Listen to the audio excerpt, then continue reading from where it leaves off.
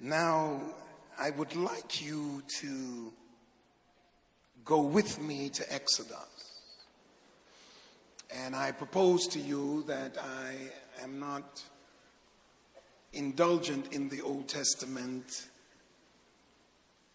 as a preacher. I never ever saw the Old Testament as my calling.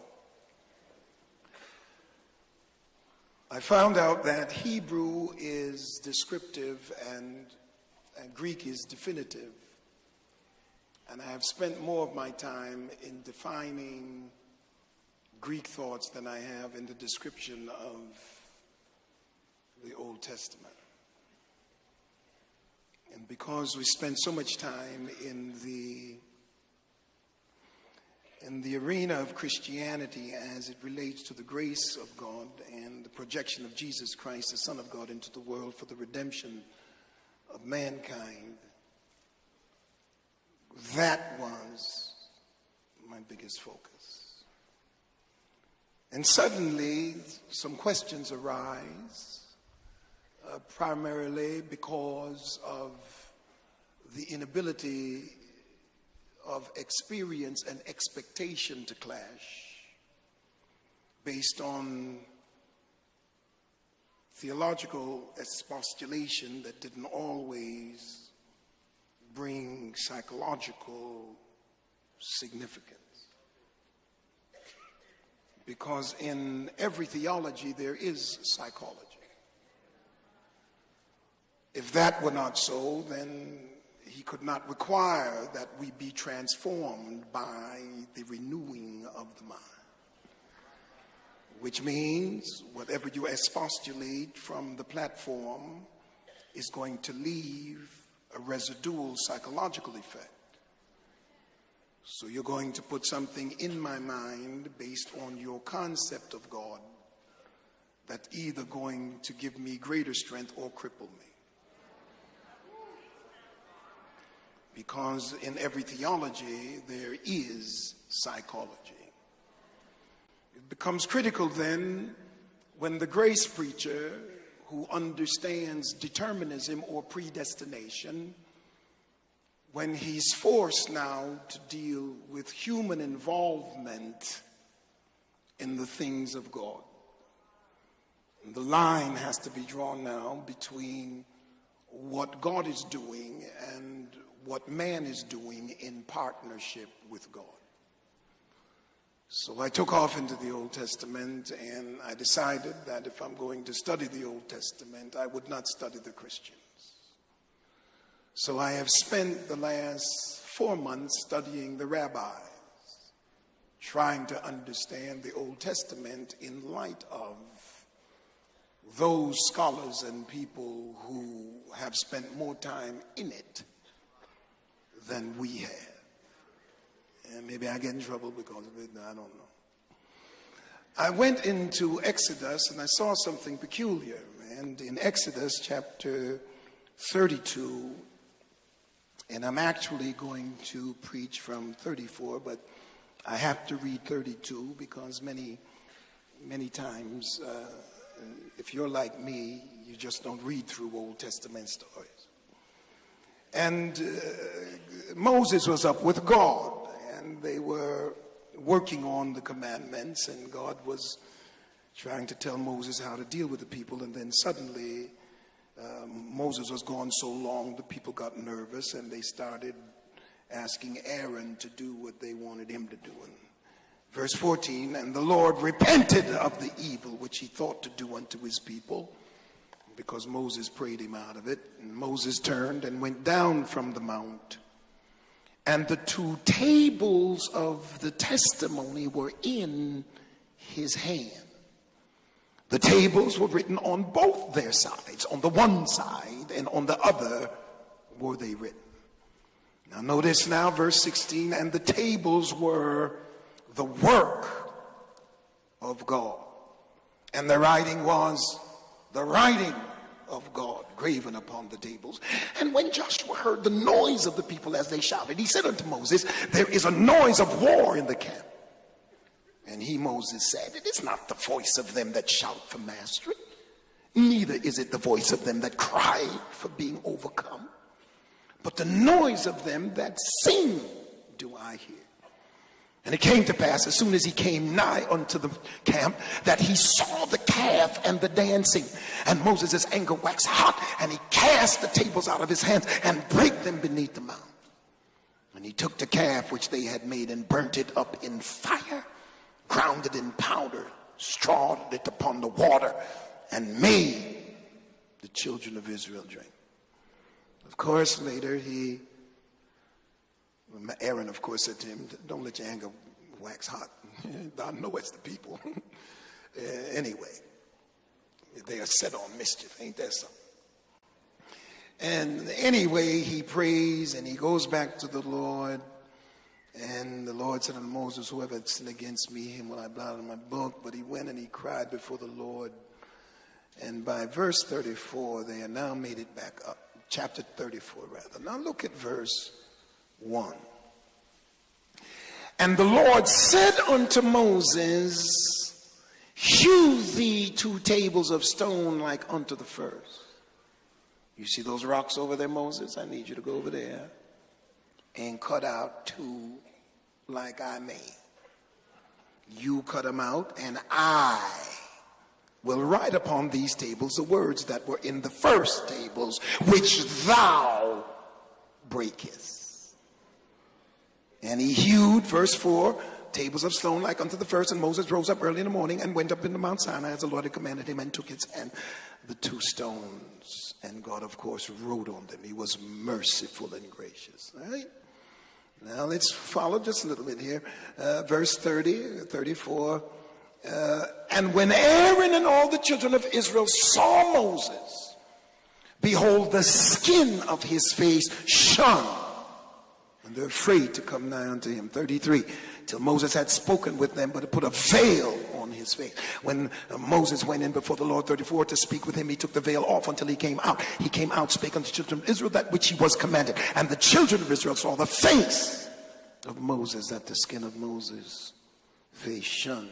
Moses put the veil upon his face again until he went in to speak with him. The year of manifestation.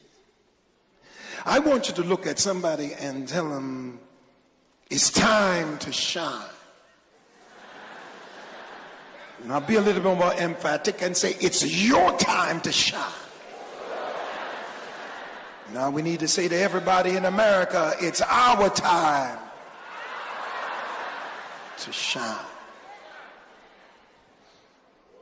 I want to approach this very unorthodoxly, noting, well, we can note this, that when Moses came down the first time,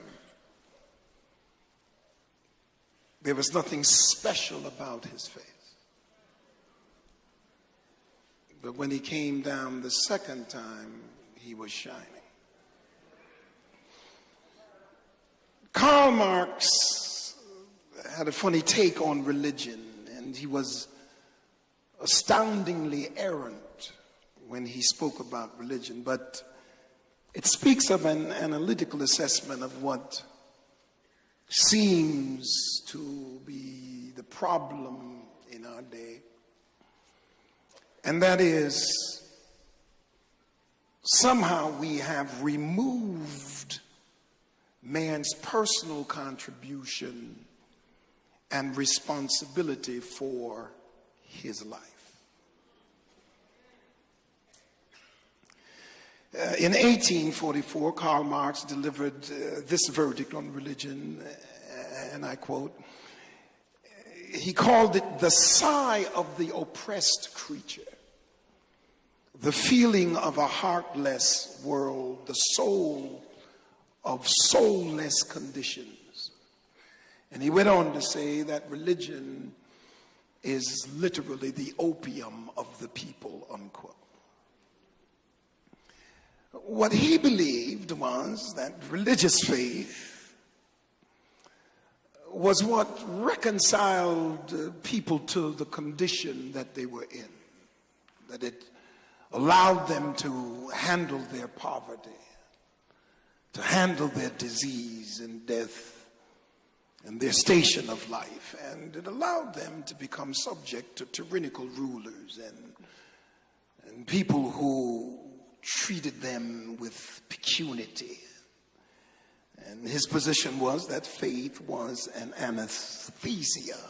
It just made the otherwise unbearable bearable. And things are as they are because that is the will of God. And some people are going to be rich, some people are going to be poor, some are going to be in control, and some are going to control. Most powerful means devised for keeping people in their place and maintaining the status quo. And if you know anything about history, you will attest to the fact that the dominant culture has always used religion to further its own disposition and attitude. I'm going to the mountain. You know, I can hoop anytime.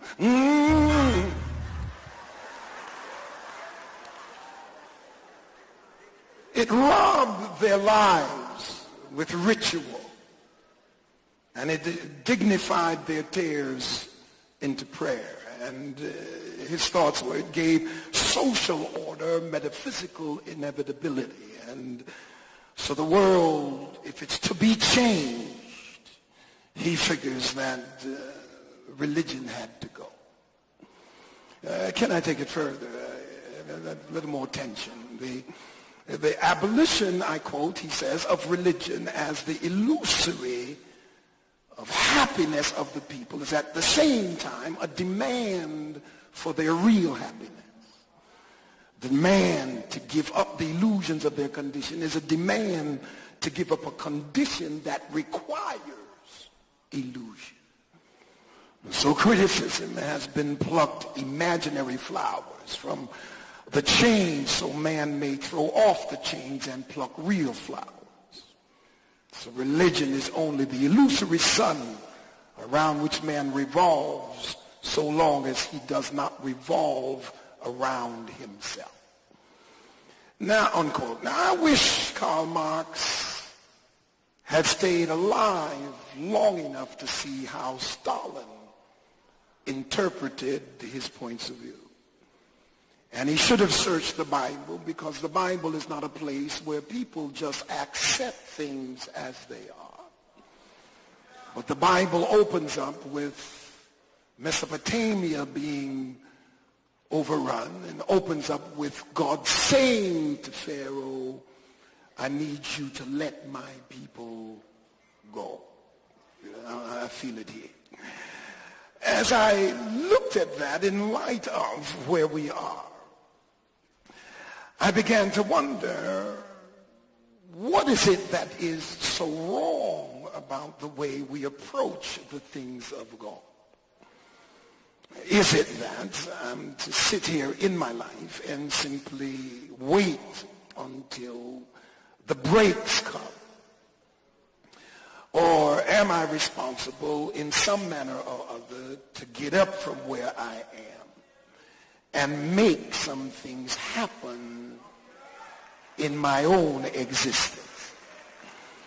I say that because we have become so easily illusioned by believing that we can just sit around and believe God with no action of our own. And things just fall into place. And so consequently, when we wake up and discover that nobody's going to make it happen for us, we end up with bitterness and sadness because we felt like, well, I just believe Jesus, rub the Bible like a genie, and ask the genie of the lamp to come out and work for me. Now, can I take it like I feel it? You see, the problem with the world is not God. The problem with the world is man. because we have not lived up to our responsibility. And we have shifted the blame to everybody but ourselves. I want to say to you, African-American folk, Barack Obama ain't going to change nothing for you if you don't change yourself. I feel a preach coming on here. Ooh, I feel it here. I feel it. Let me bring you up to speed. The first 11 chapters of Genesis are not just a mere series of historical narratives as I thought earlier. But if you check, you will find they are a highly structured inquiry into responsibility.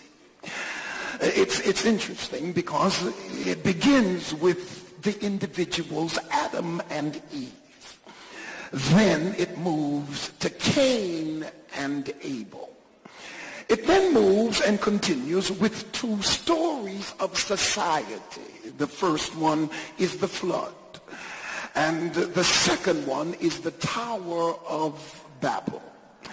Now, the first and the last, that's the tree of the knowledge of good and evil, and the tower, are boundaries that have to be honored between what is permitted and what is forbidden. The boundary, obviously, in the garden was the tree of the knowledge of good and evil, which was incidentally standing right beside the tree of life. And what God says is there is a distinction between you and I. And I'm going to express that distinction by telling you what is permitted and what is forbidden. It is now your responsibility, since you have freedom of choice, to either choose to operate within the parameters of my commandment or to do what you want to do on your own. If you do what I want you to do, then you'll be blessed. If you do what you decide to do opposite of what I want you to do, you got to live with the consequences. I'm preaching to myself. Can somebody give me a mirror?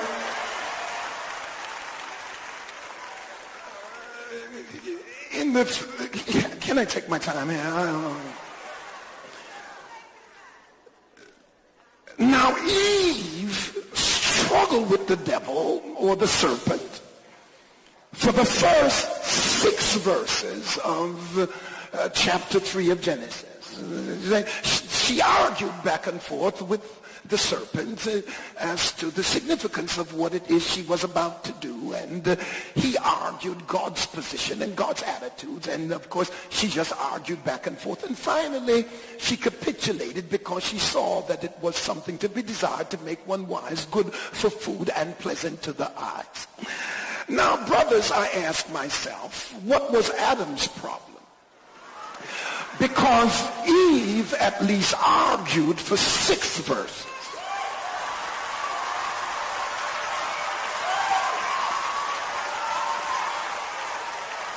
Before she capitulated, but she just gave it to her husband, and he did eat.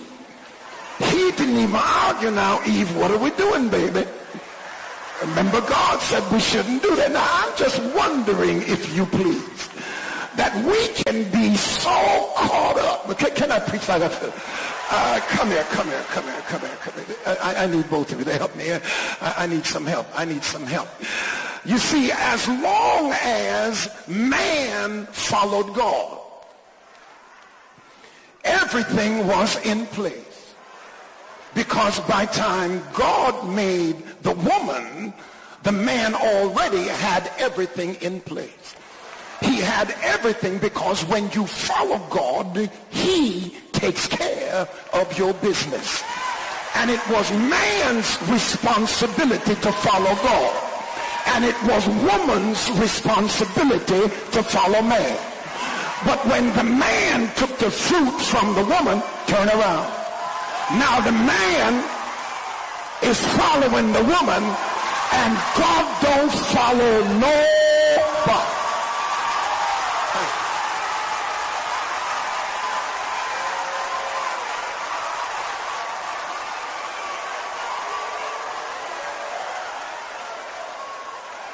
See, when God set the boundaries, he set the boundaries so that we might understand he is God. And isn't it interesting that you have stood beside life, and many times in our decisions we have chosen the negative over the positive because it just looked better. And anytime you operate with God, you don't simply operate by sensual perception, because a whole lot of packages look good on the outside, but they ain't got nothing to give you on the inside. Freedom to choose. And what God says now is, I have created you and I have made you with the capacity to understand who I am. Which means if I can manifest myself to you, then I know who I have made. We have run from responsibility, unfailing to understand that whenever you are given responsibility, it's respect. Because God respects you enough cognitively and intellectually, and he respects what he has created to reveal himself to the extent that he respects who he creates. You see, I can love you and not respect you because you don't take care of your business. But the more responsibility you can stand up to is the more respect I'll give to you. You see, a whole lot of folk want to be respected when they're not responsible.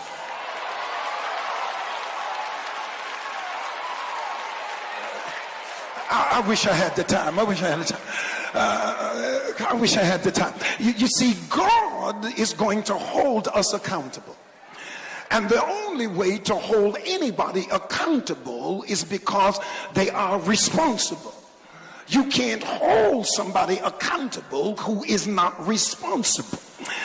Notice God calls Abraham. He was going down to Sodom. I should talk about that later. He's going down to Sodom, and he says to Abraham, he says to his angels, I can't keep this from Abraham. And he puts Abraham in a position where Abraham is forced now to pray for the inhabitants of Sodom, even though he knew most of them were ungodly. But he put him in a place where he had to pray. And here's what Abraham says. Abraham says, shall not the God of all the earth do right? In other words, he is now pointing his finger at God and says, you cannot destroy the righteous with the wicked. After all, you are the God of all the earth. And God says, it's okay. It's okay, because I'm going to make Abraham a father of many nations, and I'm going to have him to expostulate my will to his children's children's children, which means I want him to hold me responsible because I'm getting ready to hold him responsible. You cannot tell me that God is flowing through your being and you have to sit around and wait for somebody else to make your life work for you. If you get up and partner with God, you can let the enemy know, I don't have to compromise with anybody to have my life work. God and I will make it work. And if you come up in my life, you are not a necessity, so you better be a benefit.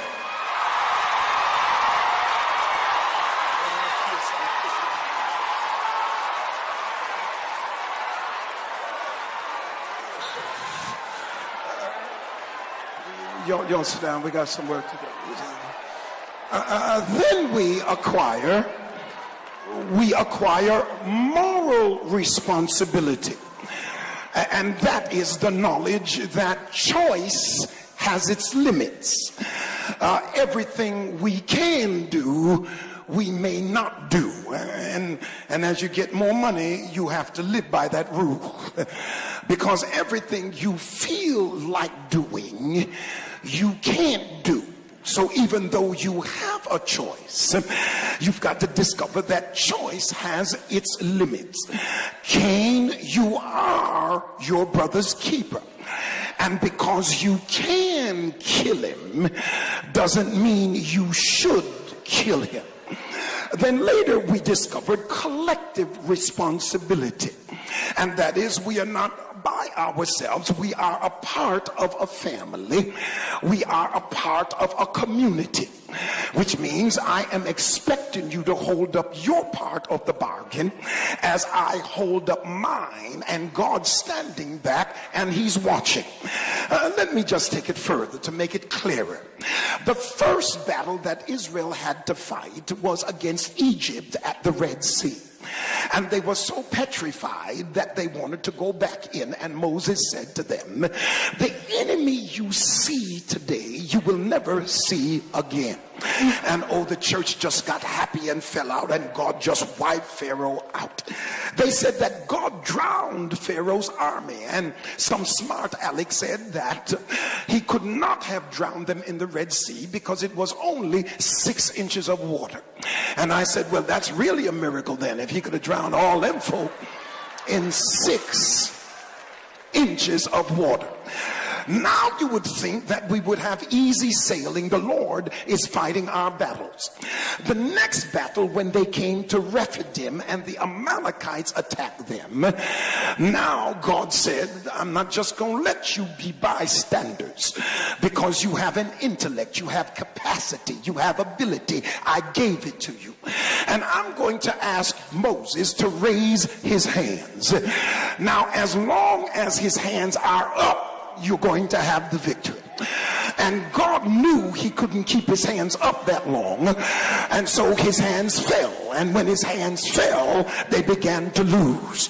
But God respected their intellect enough to know that they could sit Moses down, get him some community help from and Aaron, and hold his hands up.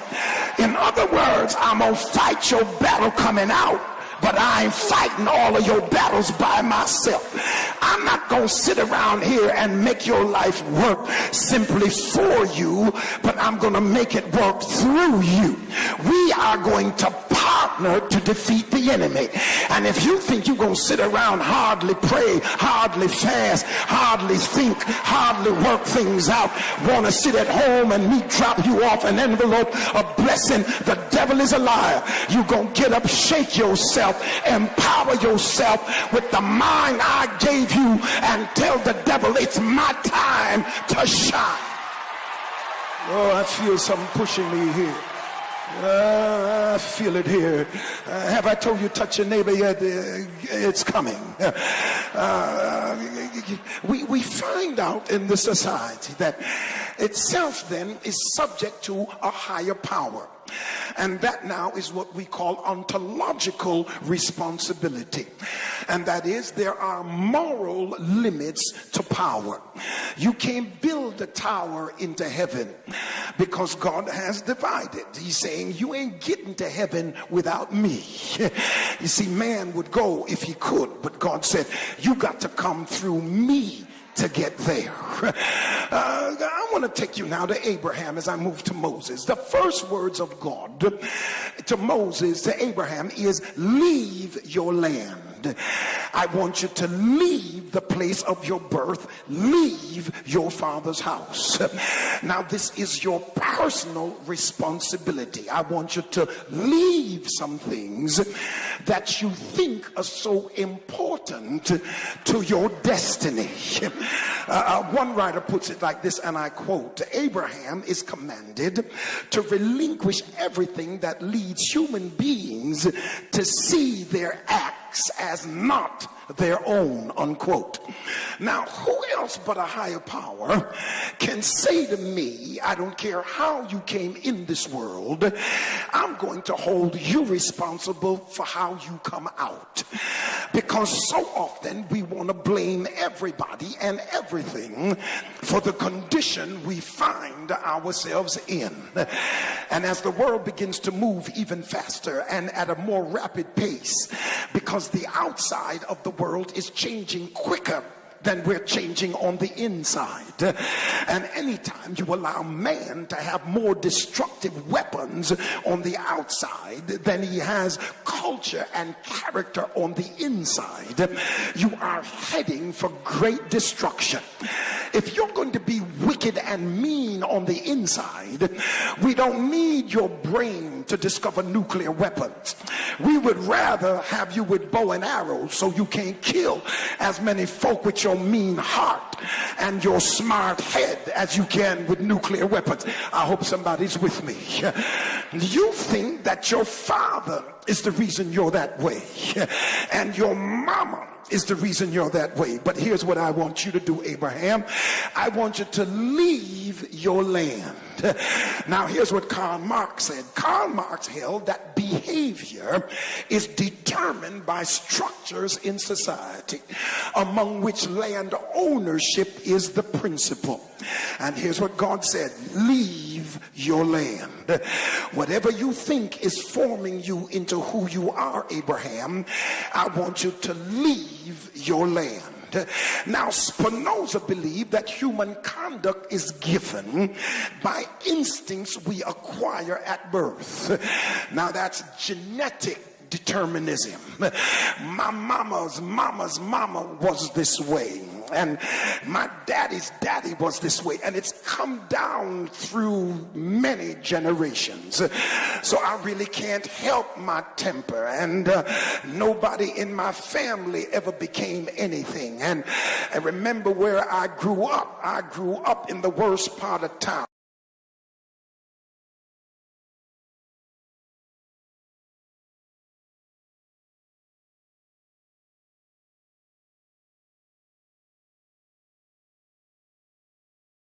Power of the Holy Ghost can reverse. And I don't care who in your family hasn't become anything. It's your time to shine. It's your time to tell the enemy, if everybody in my family were drunkards, I'm going to be sober enough to do the will of God. And in 2009, this generation curse is getting ready to reverse, because I know what I can be through the power of God. I feel something pushing me now. The lecture's almost over. Freud held that we are shaped by early experiences in our childhood. Thus the command, leave your father's house. Because none of us can deny that we have been influenced by birth. We have been influenced by genetic proclivity. We have been influenced by certain experiences we have had in our youth. But if you sit here and maintain the negatives that you have come through to this day, you will sit around resources and never take the advantage of where you are, because you're sitting around being sorry for yourself and blaming everybody else. The fact is, you didn't have a father. Now what you gonna do about it? It's either you gonna sit around and look back over the fact he wasn't there for you and be bitter the rest of your life, or you gonna shake it through the power of the Holy Ghost and say, the fact that I didn't have a father is gonna make my testimony even greater. That in spite of not having the advantage, I still rose like a phoenix out of the ashes, and can't nobody deny that God and I got the job done.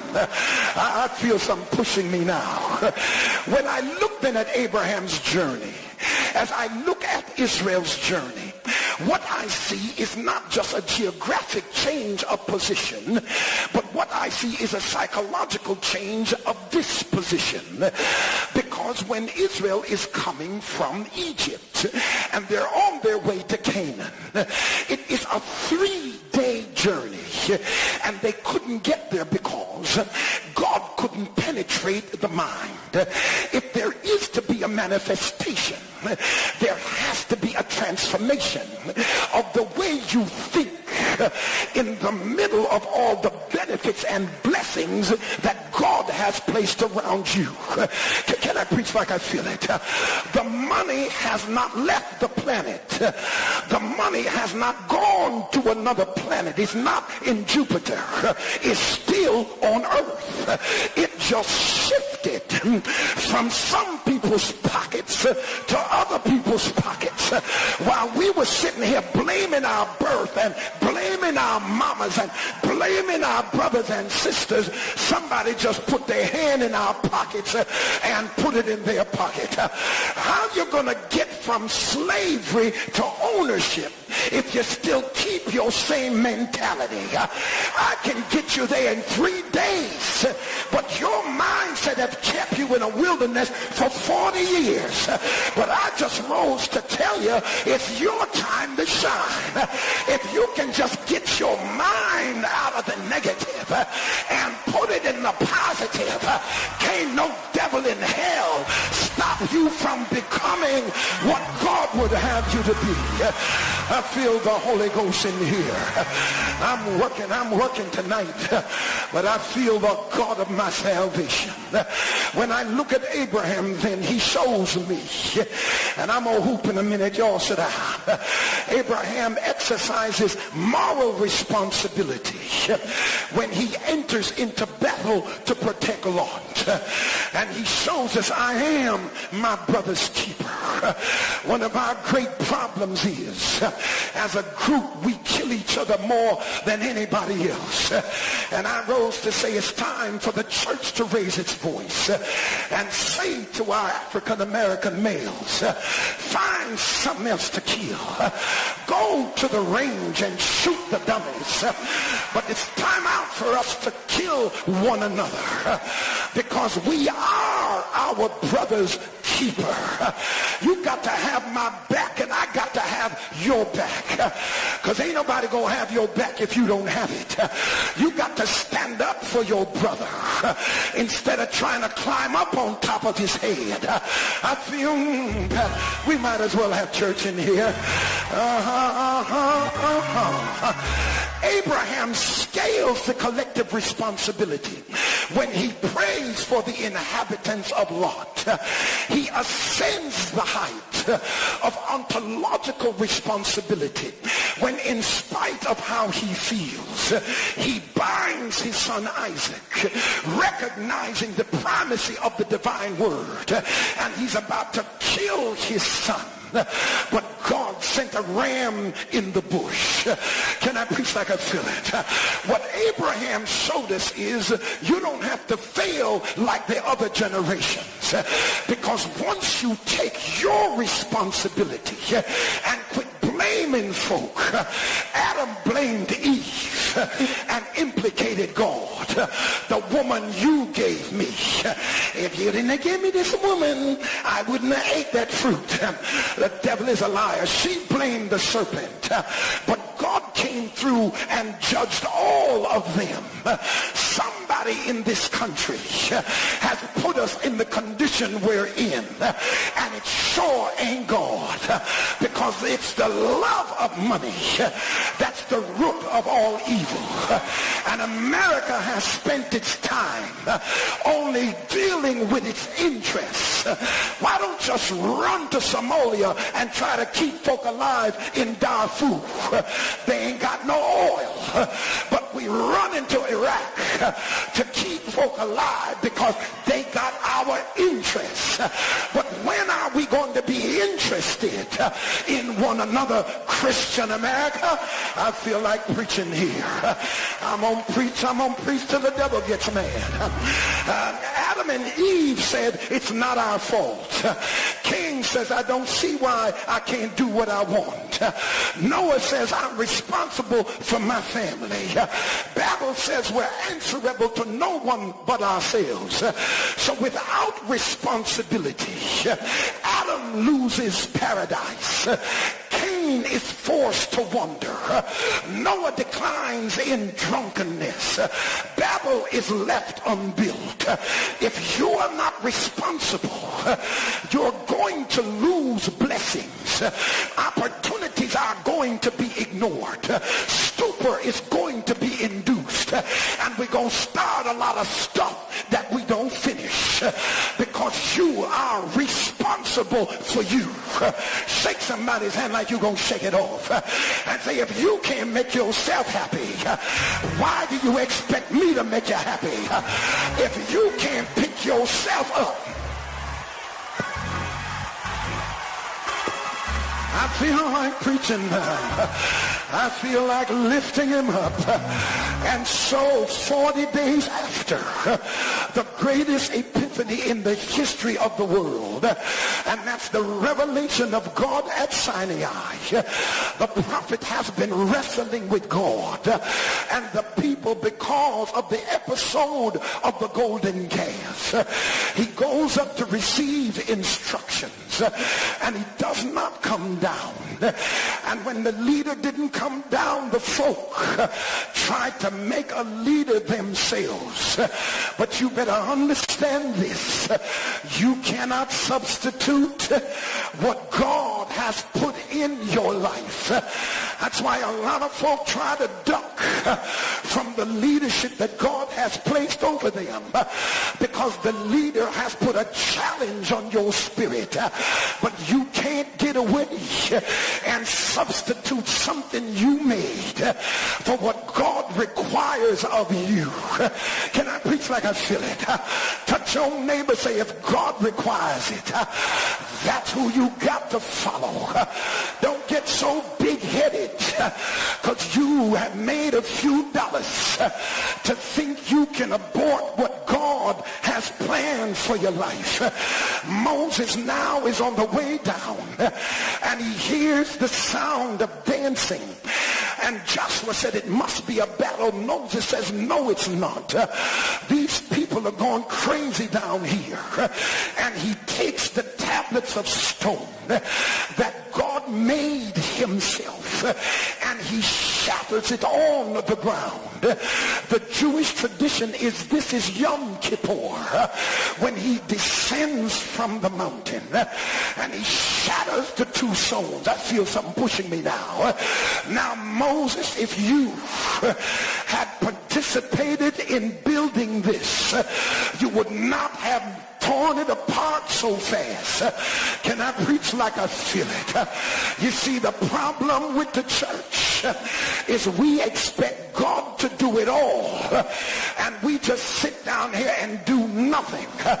And we feel like if we give him a little verbal praise that we have done what we are supposed to do. And if I lift up my hands and worship him, I have done what I'm supposed to do. The devil is a lie. Can I tell you what real praise is? It's when you are walking with him in you and move with the radiance of somebody that's got real power. Come on, Pat, let's have some church. When you can walk out and understand that this ain't just about God, but this is God in me, and I represent God in my home, and I represent God in my society. That's where we have gone wrong. We just sit back and wait until the government does it. The devil is a liar. You have the power of God in your spirit, and your mind ain't no less than anybody's mind that's outside the church. And I'm sick and tired of church people wanting me to pack my mind up and leave it in the cloakroom. That's why you can tell me anything. The devil is a liar. How am I going to be the next Bill Gates? By simply sitting down at home with a Bible in my hand. The devil is a liar. I got to put the Bible down, bring my mind into play, and let the world know, because because I speak in tongues, that don't make me a dummy. I feel like preaching in here. I feel like lifting him up. Can I preach like I feel it? If you participate with God, it'll last longer. The first commandments were broken instantly. The second commandments are still around, because when Moses got involved, he put the human factor with the heavenly factor. Some of us want the church to be built on prayer, but you got to reach in your pocket and put your money on the table. That same money you used to spend in the club, that same money you used to chase the women with, that same money, all of a sudden you come to church and all of a sudden you got tight. Let the Lord handle it. The devil is a liar. He's gonna handle it through you. I feel like preaching now. I give somebody a high five. Say, it's my time to shine. It's my time to move to the next level. It's my time to rise. It's my time to let the world know I'm not just a person, but I'm a person filled with the power of the Spirit of God. Can I preach like I feel it? The Jews have a statement, erata deleia, an awakening from above, and another statement, erata deletata, and that's an awakening from below. The first is initiated by God, the second is initiated by man. Whenever God gives a miracle, a man receives it, praise him for a minute, and then walk away like he had never done it. I feel like preaching in here. How many times has God brought you out and the very next time you got nervous like he wasn't going to deliver you? That's because you had nothing to do with it. He brought them through Pharaoh, and the first difficulty they got, they wanted to go back to Egypt.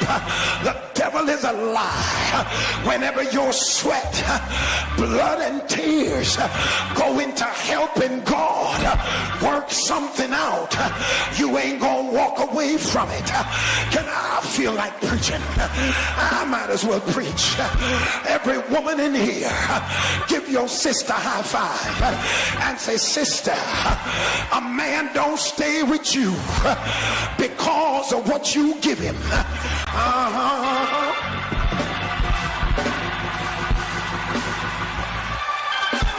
I might as well preach it. Excuse me, brothers. You can give him a car. You can give him pocket money.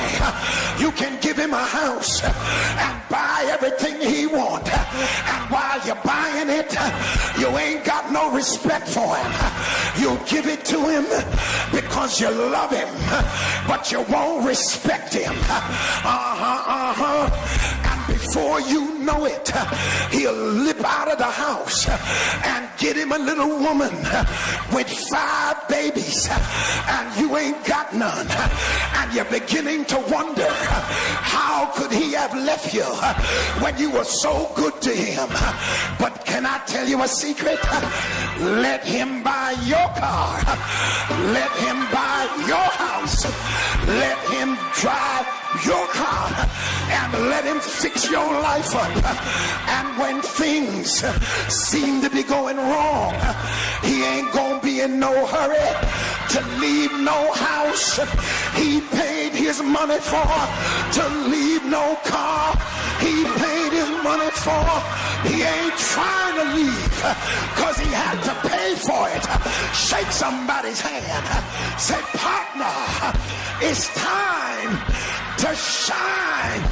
When you pray and walk with God, when you pray and hold God's hand and come down from the mountain and let the devil know it wasn't God alone, but I did my part. I got up in the morning and I told the devil, I'll will have victory because it's my time. Ain't nothing wrong with my mind. Shake somebody's hand. Say, I ain't a dummy. I can get it done. I can have victory.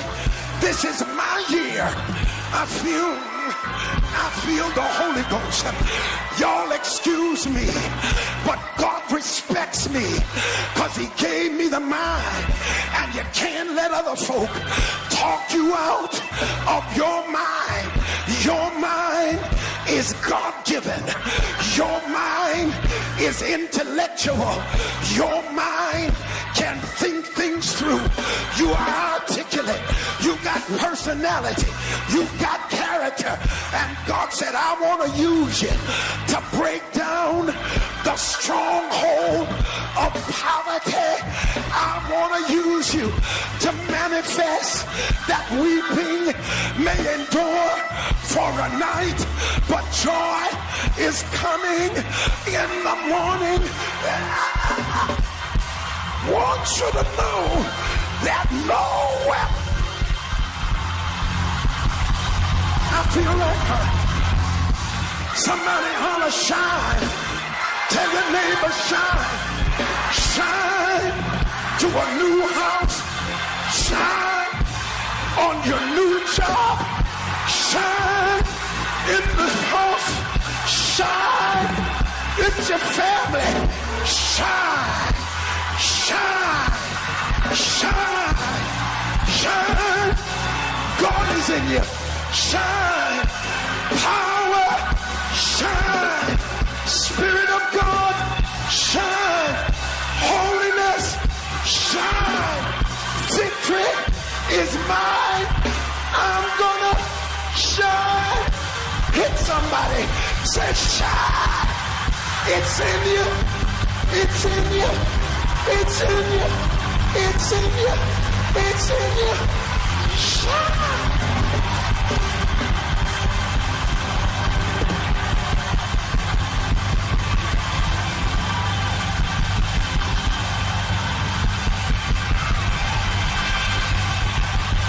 Shine, preacher. Shine, choir. Shine, fathers. Shine, mothers. It's our time to shine. A city that's set on a hill cannot be hid. Shine.